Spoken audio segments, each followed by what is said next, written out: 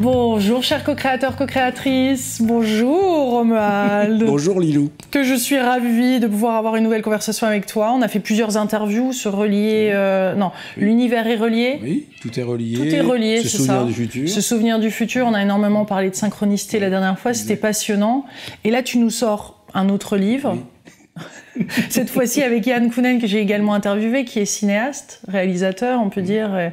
Et ce livre-là, Métaverse, est ton dernier ouvrage et qui est vraiment très, on va dire, actuel, puisque tu parles d'intelligence artificielle et tout ce parallèle entre la conscience, l'intelligence artificielle, jusqu'à parler de cette intelligence nature, et on va aller loin sur ce sujet pour faire pas mal de parallèles.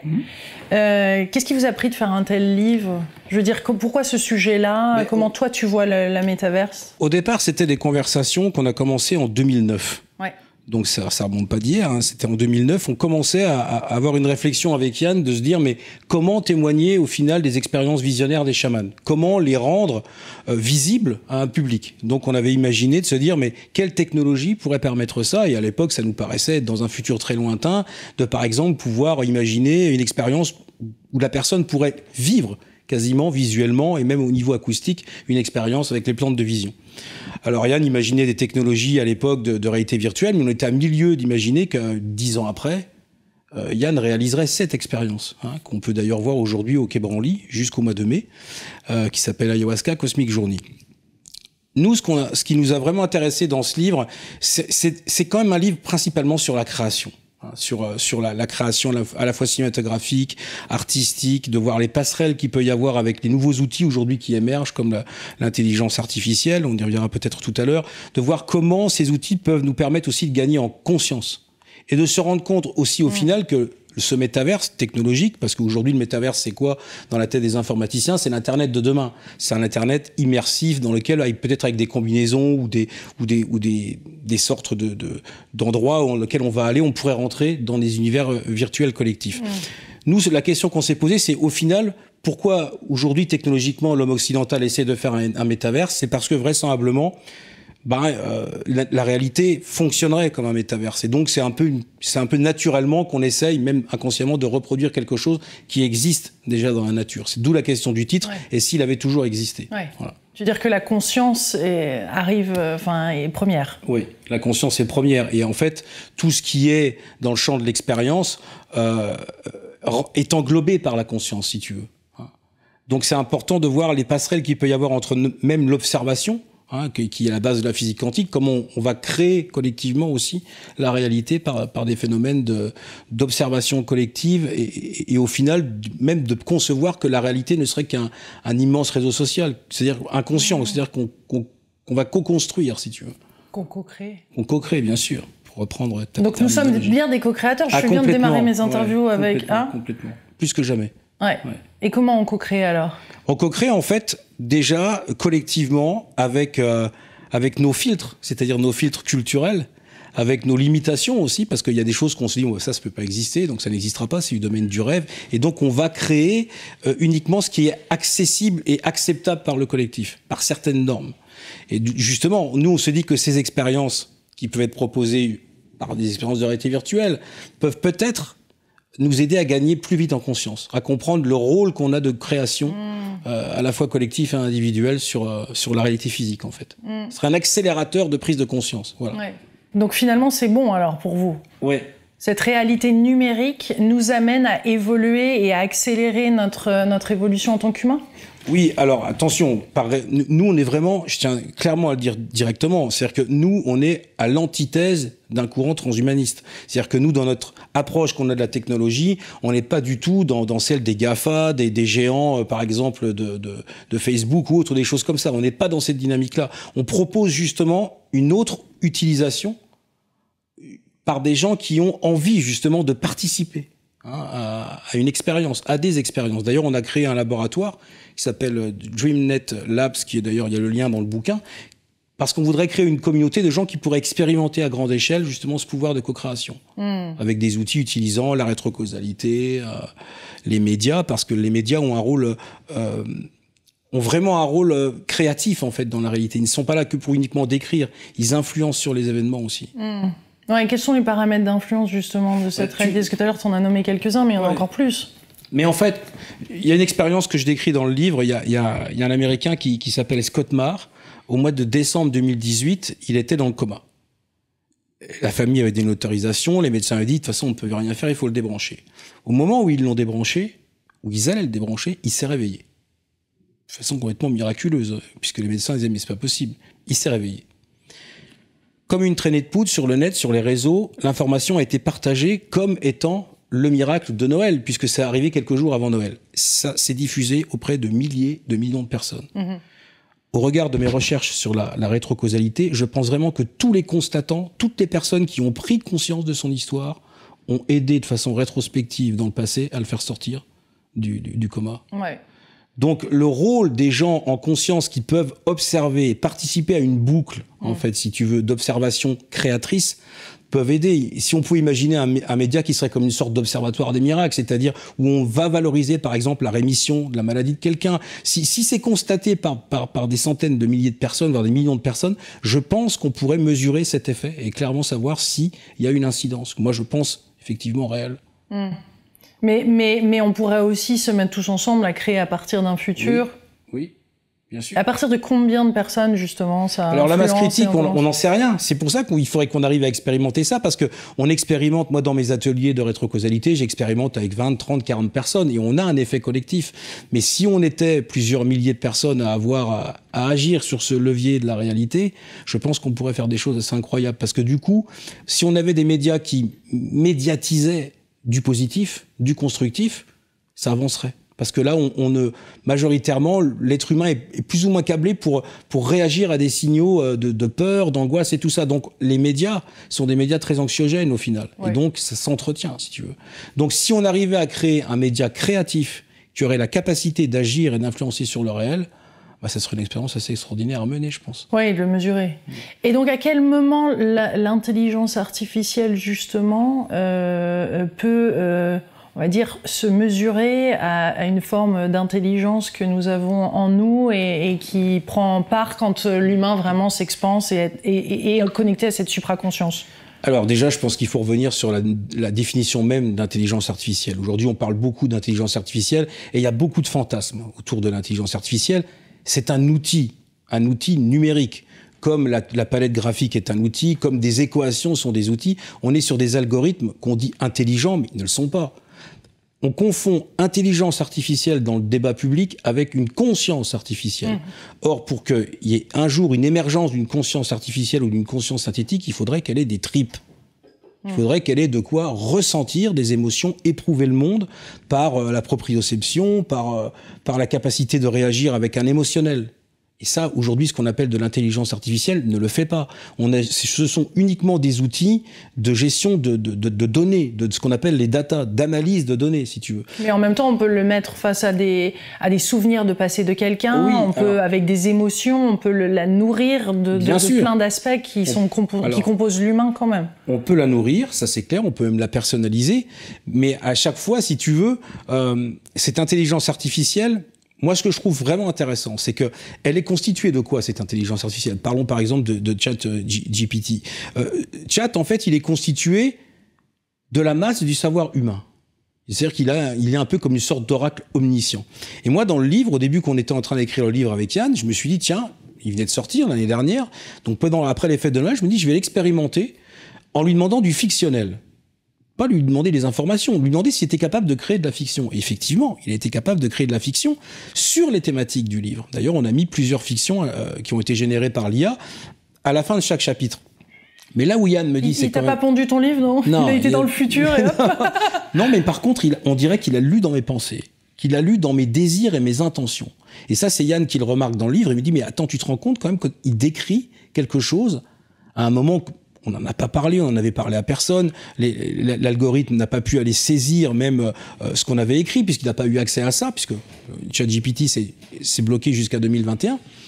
Et donc, si tu veux, ce qui est quand même dingue, Yann me dit, mais en fait, on dirait que parce qu'il est connecté au savoir de l'humanité, il a ce don, cette capacité, on va dire, d'anticiper des désirs et de développer une fiction par rapport à ça. Donc, c'est quelque chose qu'on a utilisé dans le livre faire un peu un fil conducteur aussi de nos échanges et des chapitres qu'on a construits en dur dans le bouquin.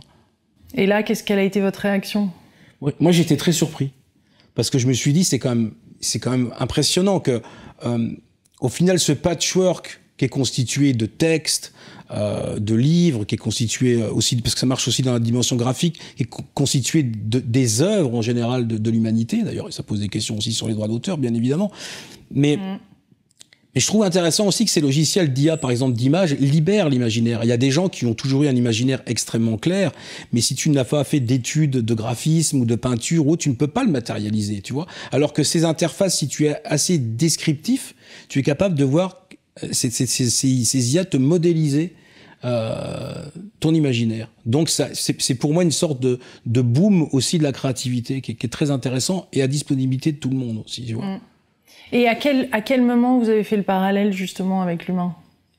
Alors, alors, si tu veux, nous, ce qu'on a observé, ce qu'on a imaginé, parce que il y a quelques années, on m'avait demandé par rapport au phénomène OVNI, puisque j'ai travaillé, je suis aussi un contributeur du livre OVNI et Conscience, on m'avait demandé d'essayer d'imaginer comment on pourrait explorer autrement le phénomène OVNI que par les témoignages et tout ce qu'on a de visuel et les témoignages des gens qui ont observé dans la réalité.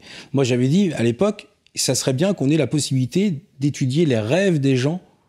Beaucoup de gens rêvent d'extraterrestres, rêvent d'ovnis. Il faudrait qu'on puisse recueillir ces témoignages et les analyser, parce que je pense qu'ils sont la contrepartie du phénomène dans la réalité objective. La partie dans l'inconscient nous donnerait la vision globale du phénomène. Et à l'époque, j'avais imaginé un projet qui s'appelait le Dreamcatcher Project, tu sais, qui s'inspire du Dreamcatcher, l'attrapeur de rêve. L'attrapeur de rêve.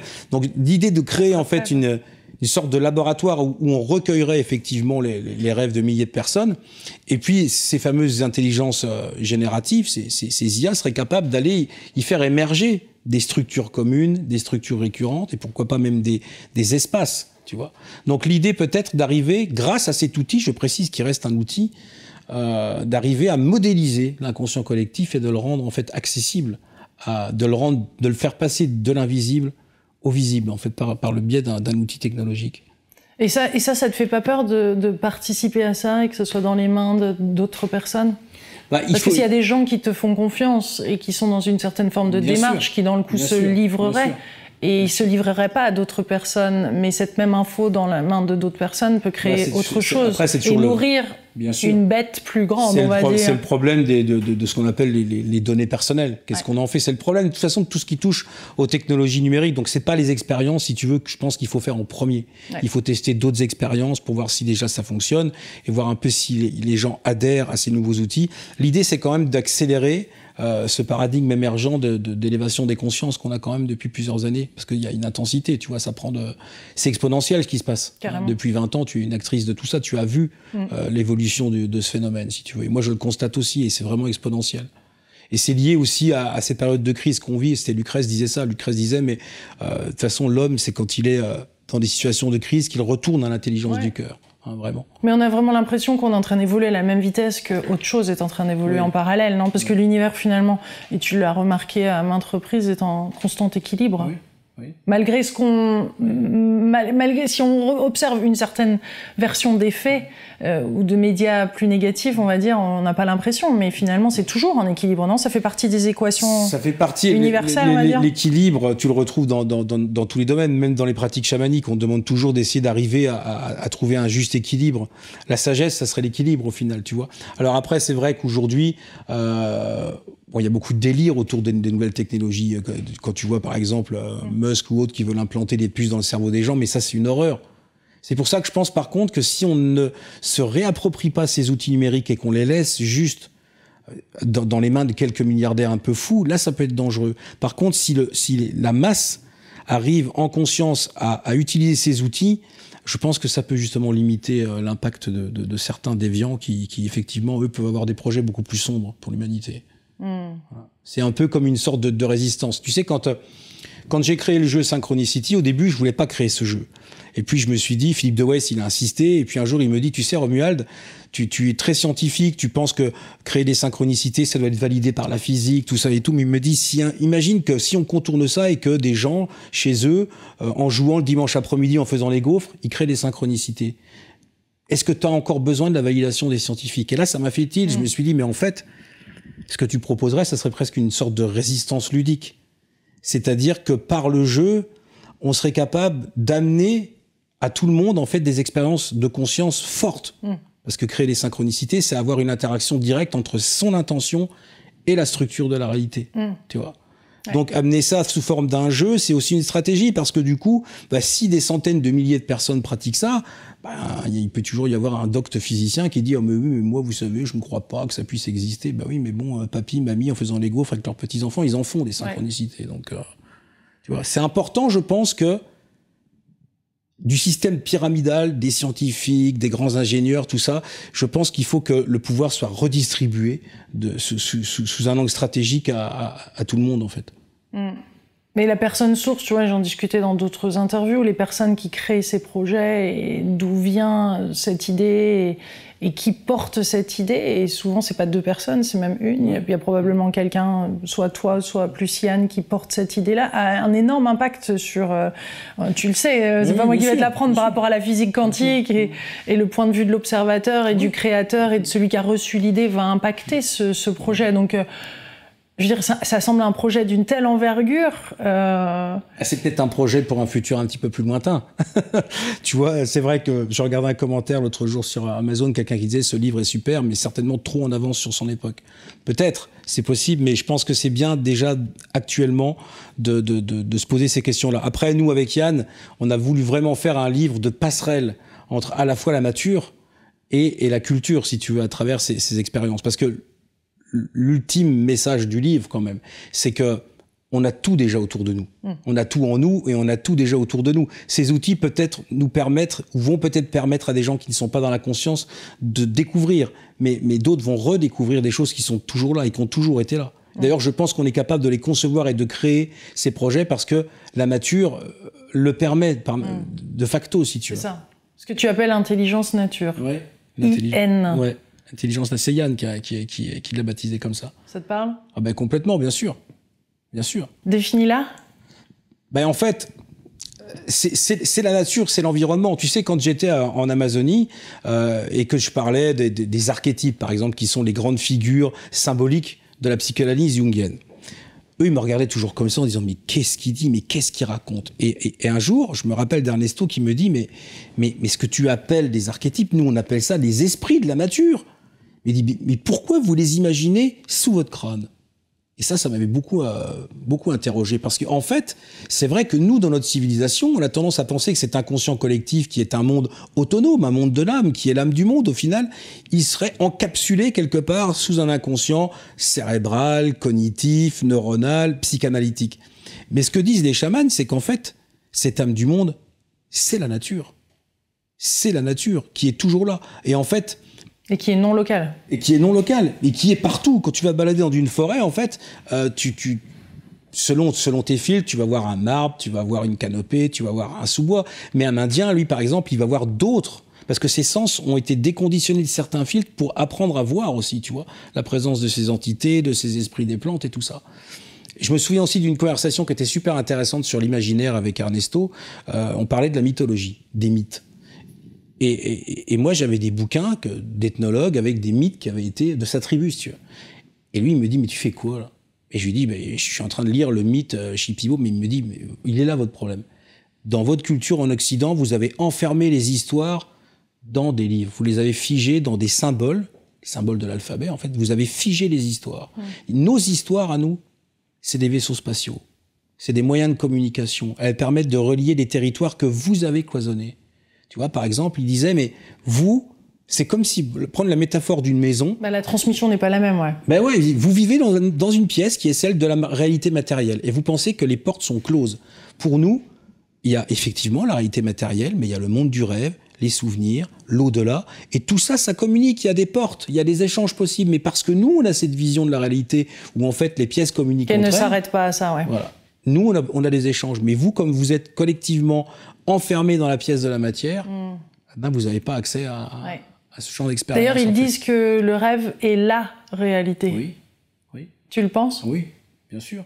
On a écrit un livre, on a coécrit un bouquin avec Laurence Kasprovic qui s'appelle « Le phénomène et si la réalité était un rêve ».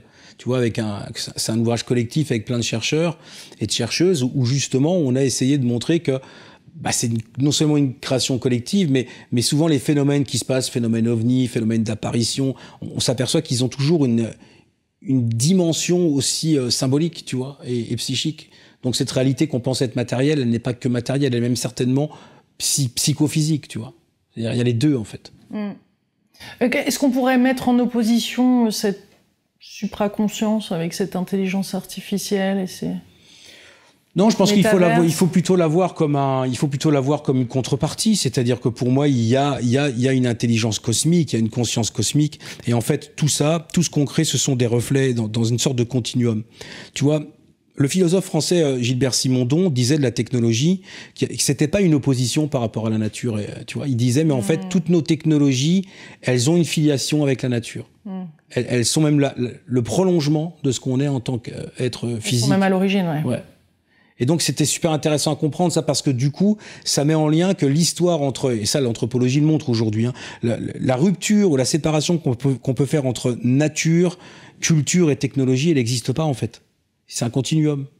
Et si on s'intéresse, par exemple, au point de vue extra-occidental, et d'ailleurs, dans le livre, on a convoqué des philosophes camerounais comme Achille Mbembe, lui, il dit, mais dans nos traditions africaines, les artefacts, les objets, tout ce qui est en lien avec la technologie, ça fait partie du monde des esprits aussi. Il n'y a pas de dire un objet, ça n'existe pas en Afrique. Oui, tout comme il n'y a pas ombre et lumière finalement, où il n'y a pas peur et amour. Oui.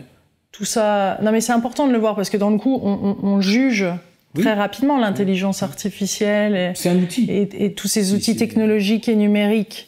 Mais au final... L'ombre et la lumière, elle est dans l'être humain, c'est ce qu'on en fait. Ouais. Tu vois, un outil, c'est un outil. Un couteau, je peux me faire une bonne tartine de beurre, et puis quelqu'un peut évidemment. Et quelqu'un peut le prendre, et puis il peut charcuter quelqu'un avec. Donc voilà, tu vois, c'est qui est derrière cet outil. Et comment nous, on va le voir et percevoir. Je suppose que c'est ça toute la différence aussi, non ? Bien sûr. C'est pour ça que nous, dans ce bouquin, on essaye d'amener un angle de vue de la technologie qui est plus dans une idée de réconciliation que dans une pensée binaire qui oppose, qui divise, qui vient toujours à chaque fois créer on n'avance pas, ça. Mais non, on n'avance pas, bien sûr qu'on n'avance pas. Et c'est le gros problème d'aujourd'hui qu'on a dans les milieux de conscience en général. La binarité. Il faut aller vers l'unité parce qu'en plus, on est tous à prôner l'unité dans nos recherches. On la voit en plus dans nos expériences, si tu veux. Donc, il faut qu'on arrive à la communiquer et à l'entretenir pour qu'on soit unis. L'unité, c'est la base de tout. Et donc, je suppose qu'en créant ce livre avec lui, avec Yann, il y a eu des divergences d'opinion. Enfin, c'est intéressant que vous l'ayez écrit à deux et non pas seul, justement, en allant vers cette unité. Je suppose qu'il y a eu des points d'étape intéressants. Je l'aurais pas écrit tout seul. Parce que de toute façon, moi, je suis déjà aussi sur d'autres angles de recherche depuis des années déjà, si tu veux. Mais comme on avait fait ces conversations qui, au départ, devaient être un livre qui devait s'appeler Cinéma Ayahuasca, c'est-à-dire de lien entre le cinéma et l'ayahuasca. D'ailleurs, toutes ces conversations sont dans le livre où on parle de films emblématiques qui ont permis aussi de changer le regard sur le monde, comme Avatar, par exemple, tu vois. Avatar, c'est un film qui a permis aux gens pour certaines personnes, ça a éveillé un sentiment écologique et un sentiment d'appartenance à la nature, tu vois. De voir cette connexion, en fait, que les indigènes ont dans ce film avec la vie, puisqu'on le voit physiquement, ils ont cette tresse où ils se relient aux animaux, aux plantes, aux autres organismes, à des grands cétacés. Ça montre, en fait, ça fait prendre conscience, mais d'une façon inconsciente, aux gens qu'ils étaient reliés à toute cette biosphère, et qu'on est dans un vaisseau de vie, et qu'on n'est pas là... à se dire, la matière, on peut en faire ce qu'on en veut, on est extractiviste, on va faire des mines, on va prendre des matériaux, et voilà. Donc c'est pour ça que même par rapport à la technologie, nous on se pose aussi la question de se dire, oui, mais est-ce qu'on peut pas imaginer d'autres technologies plus vertes, plus que d'aller chercher des terres rares, prendre le cœur de la terre au final, tu vois. Et donc ces technologies du futur, comment tu les définirais. Pour moi, et comment on peut les reconnaître aussi, parce que tu vois, Mais pour moi, ça sera des technologies de l'esprit, des technologies de conscience. En fait, dans ce livre Métaverse, on montre aujourd'hui scientifiquement et technologiquement, de façon matérielle, ce qui pourrait amener à une prise de conscience, d'avoir ensuite des technologies de la conscience. Et quand tu as des technologies de la conscience, tes technologies matérielles, ça devient des jouets, tu les abandonnes, quoi, tu vois. Clairement. Donc l'humanité, elle est un beaucoup petit peu... moins satisfaisant pour l'homme. Voilà. On est dans une période, je pense, charnière où on a créé des beaux jouets, mais il faut qu'on grandisse, quoi, tu vois. Il faut qu'on les abandonne pour se dire, mais en fait, j'ai pas besoin des jouets, j'ai tout ici, quoi. Et tout est là autour de nous. Ouais. Et est-ce qu'on peut participer à cette, je veux dire, indépendamment du projet que vous avez co-créé avec Yann, participer à ces technologies, ces créations du futur? On y participe tous en ce moment même. Là, nous deux, en échangeant, les gens qui vont regarder, bien sûr, cette vidéo. Donne-nous des exemples pour qu'on puisse bien voir à quoi ça ressemble. Mais quand tu vois, en fait, l'utilisation des réseaux sociaux depuis une dizaine d'années, la création de Facebook ou autre, on peut critiquer effectivement la gestion de ces outils, mais ça a permis aussi que des gens créent des communautés d'intérêt sur des centres qui sont des centres d'intérêt communs, comme la conscience, comme l'écologie. Donc ça a eu du bon parce que des gens se sont fédérés autour de projets où ils ont réussi à trouver des intérêts communs. Donc ça, c'est déjà une manifestation de comment la technologie peut aider à l'éveil des consciences. Ton travail de médiatrice, d'actrice de toute cette dynamique depuis des années, que je salue d'ailleurs, parce qu'il faut aussi te rendre hommage, parce que peut-être qu'à chaque fois, nous, on vient ici, on est mis à l'honneur, mais c'est peut-être toi qu'il faut qu'on mette aussi à l'honneur, parce que tu as eu un rôle fondamental dans la prise de conscience collective ici, en France et ailleurs, tu vois. Merci. C'est super important, et c'est ce feedback que moi je veux donner, de dire, mais les acteurs de la médiation autour de la conscience ont joué un rôle très très important. Voilà. Et Yann s'inscrit pleinement dans ces dynamiques-là, parce qu'avec les films qu'il a fait comme Blueberry, d'autres mondes, tous ces films ont permis de jeter un œil, parfois même critique, sur ces mondes de vision, sur le chamanisme et tout ça, mais aussi créer un engouement, tu vois. Donc voilà, aujourd'hui, je pense que c'est important de prendre conscience de l'impact de ces outils et de notre démarche collective les uns les autres. Et ça, c'est ton message Ouais, c'est l'un des messages qu'on évoque dans Métaverse. Mais il y en a plein, parce que c'est un livre à tiroir, c'est un livre labyrinthique, tu vois. D'ailleurs, c'est Patrice Van Hersel qui en a fait la préface, et il me dit... Je l'ai pas rencontré, lui. Patrice Et Patrice, il a adoré. Il me dit, mais en fait, au début... Même moi, ça m'a interpellé. Tiens, Métaverse, un livre sur la technologie, un lien entre technologie, spiritualité, nature. Il dit, ça paraît être complètement clivant, mais c'est vrai que quand on lit le livre, on comprend qu'il y a des racines communes et qui permettent de transcender l'opposition, en fait. Voilà. Pour trouver sa place. Exactement. On a tous un rôle à jouer. Donc c'est un avenir, finalement, c'est un message optimiste. Moi, je suis très optimiste pour l'avenir. On vit une période terrible. Qui a généré des changements, des basculements de conscience. Ça va encore continuer, mais là je pense que si on tient bien notre barre et bien notre cap, surtout faut bien rester centré, pas céder aux peurs et tout ça, mais je pense qu'on est en train de changer de niveau d'humanité, déjà. Centré sur le cœur. Ouais, complètement. Ouais. Parce que c'est quand même ça oui, le focus doit être là, ou en tout cas ça doit partir de là. L'amour, le cœur, et puis arriver peut-être à s'entraider un peu plus aussi, parce que la coopération, c'est la base du vivant, en fait. Par exemple, Darwin avait pensé que la sélection naturelle, c'était le moteur du vivant, et que cette sélection, c'était une compétition. Or, aujourd'hui, les biologistes se sont rendus compte que le mécanisme principal de l'évolution, c'est la symbiose, c'est la coopération. Donc on a besoin d'entraide, d'altruisme, parce que déjà dans la nature, les écosystèmes sont résilients et sont altruistes, avec les animaux, avec les plantes. Donc on a besoin de retrouver ça aussi, parce que nous faisons partie de la nature, nous n'avons jamais été séparés, on est toujours des êtres naturels. Ouais, et on peut continuer de s'en inspirer et de se ressourcer dans la nature. Toi-même, tu habites loin des grandes villes. Oui, j'habite dans la forêt des Ardennes, où je vis des expériences incroyables, des fois de reliance par la poésie, voilà, c'est une terre habitée, c'est vraiment une terre... Tu sais, ce qui fait souvent les êtres natifs des peuples racines, tu vois, c'est ce lien au territoire. Ouais. C'est un territoire qui est habité, c'est un territoire qui vient donner à voir les mythes, qui vient donner à voir les histoires symboliques, si tu veux, elles sont inscrites dans le paysage. Mais moi, je ressens ça chez moi quand je me balade dans ma forêt, voilà. Toi, t'as les canaux bien ouverts. Et le prochain livre, alors, après ça, il y a quoi? Parce que tu enchaînes quand même. Oui, alors le prochain livre, c'est un livre qui est beaucoup plus personnel, que j'ai écrit seul. Enfin, je pense pas l'avoir écrit seul, je pense que je l'ai écrit avec mes parents, en fait, qui sont décédés. à 6 mois d'intervalle en 2021 et 2022. T'en parlais un petit peu dans la dernière interview. Ouais. Mais il s'est passé énormément de choses, si tu veux.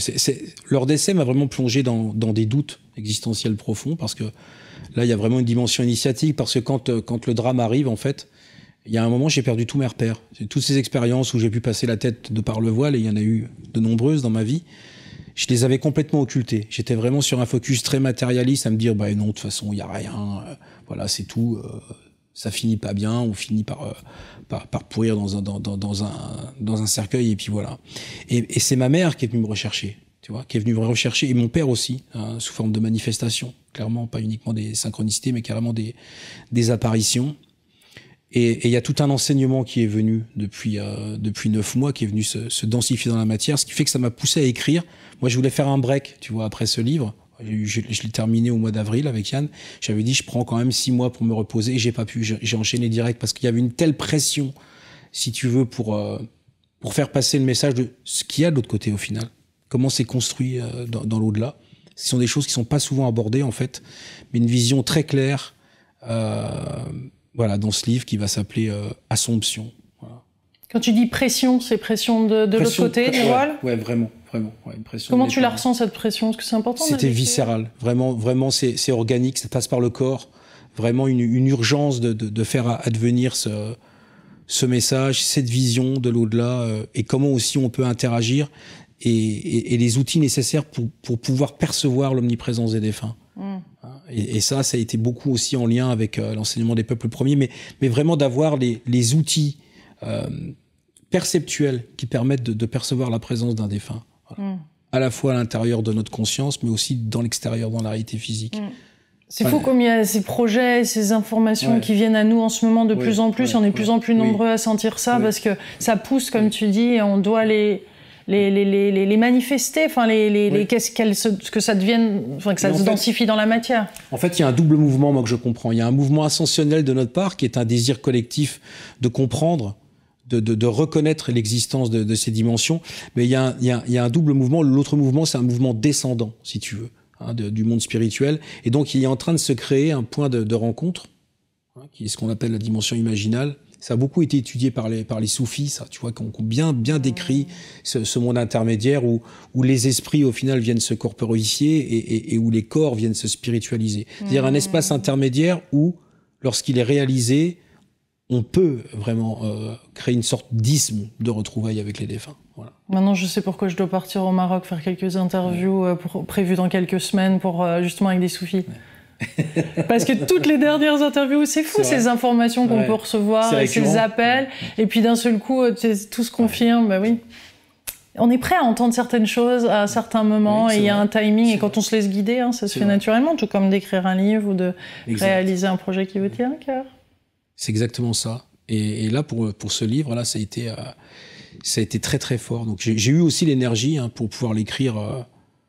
Voilà, parce que ça demande quand même énormément de temps d'écrire un livre, tu vois, d'avoir le bon timing pour pouvoir poser les choses.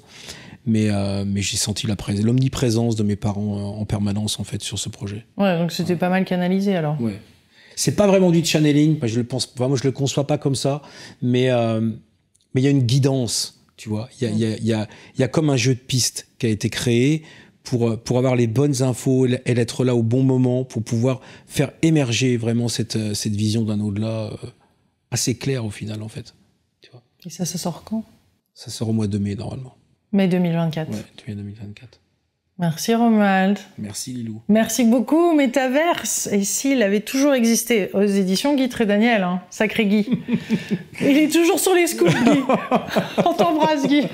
Gros bisous. Ouais. Merci. Vous pouvez également écouter cette interview en podcast. Et puis la partager celle-ci. Mais si vous préférez l'écouter, c'est pas mal aussi, parce que c'est des informations qui demandent des fois d'être réécoutées, tu vois, plusieurs fois pour bien qu'on s'en imprègne. Et puis bien sûr, avec tous les détails, et on n'a pas du tout spoilé le livre là, puisqu'il y a beaucoup d'autres choses à découvrir. Donc voilà, belle lecture, bonne découverte, on vous embrasse très fort et je vous dis à bientôt. Merci.